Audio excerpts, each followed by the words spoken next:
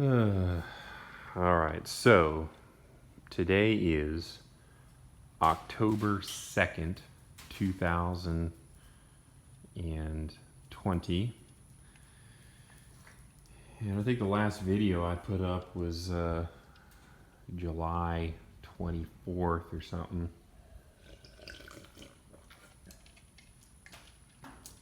Maybe the 5th, July 25th, something like that. So it's been 2 months and 7 days, something like that. It's a Friday evening right now. I got the airplane back into my hangar last Sunday. I just wasn't able to record a video. But this airplane had another crappy annual.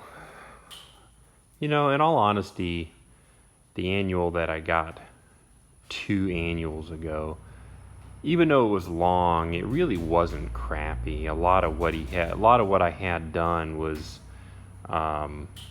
things that were aesthetic and other things. So you could argue this was the first crappy annual. I had no idea when I dropped it off that what I was in for. My dog is wrapped himself up here. Hey, Jet, come around this way, buddy. Come around here. Well, he's smart. We'll figure it out. I didn't know. Oh, you know what I'll do? I'll do this. There we go.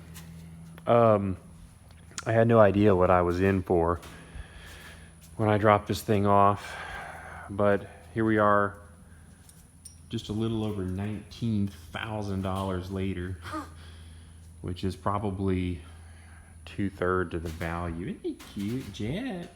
You love him. But here we are. So the problem was this engine. It has a whole new crankcase now. We did not do a full overhaul. It wasn't needed. It was what you call a TDI, or a tear down inspection. But I mean, you can look at it and tell this thing is, brand new looking. But the crankcase is new, and well, it's used, but it's new to me.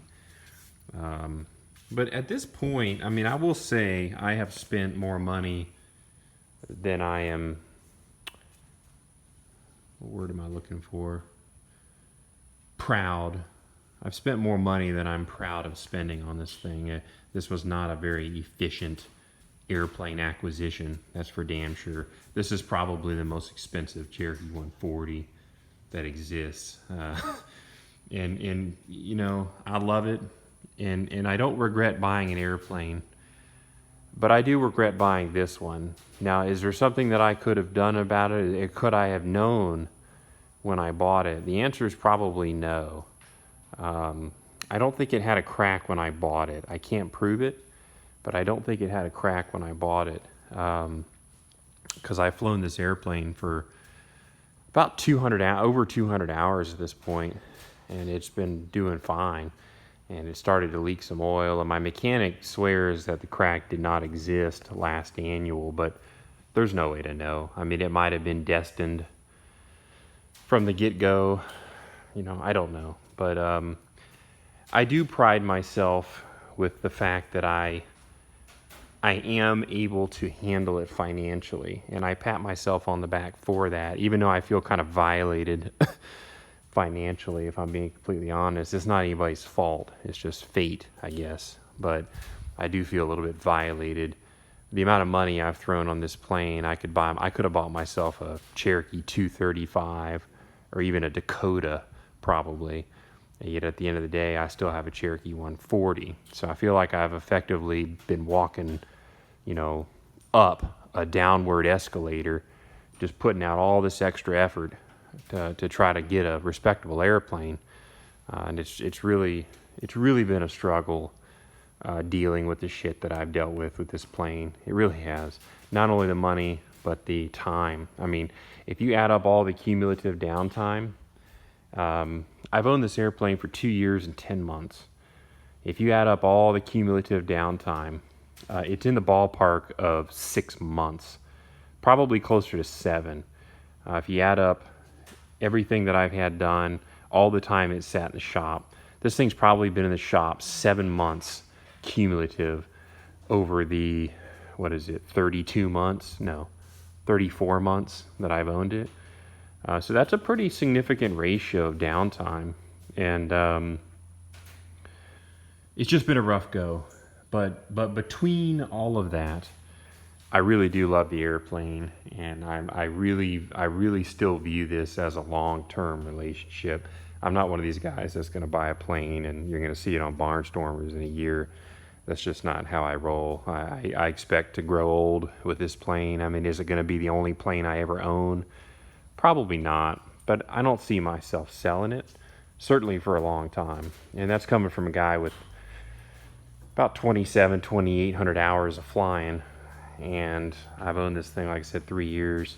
So I know what it is, I know what it isn't, and I'm okay with that. You know, it's not a speed demon. It's not going to carry more than 780 pounds or so, and it is what it is, and it's not what it's not. And I'm aware of that, and it fits my mission, and I'm happy with it. But, you know, just like life itself, you just have to focus on the future. You can't regret the past. And this is the airplane I have. And every dime I put into it, even though it's been very inefficient, it really has made it better. I mean, I don't know if the video shows it, but this is probably one of the prettiest engine compartments of any Cherokee 140 out there. I mean, everything is new. Everything is new in here.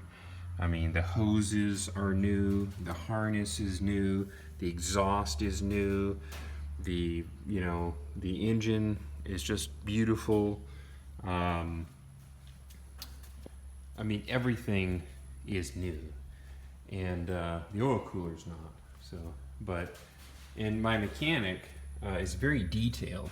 If you just look at the way he installed this thing, I mean, to do this kind of thing and to route these wires this way and to brace that way, you know, and to put these little guards where this hose runs right through there, and you know, the use of zip ties. You can just look at what he did in putting this wrapping here.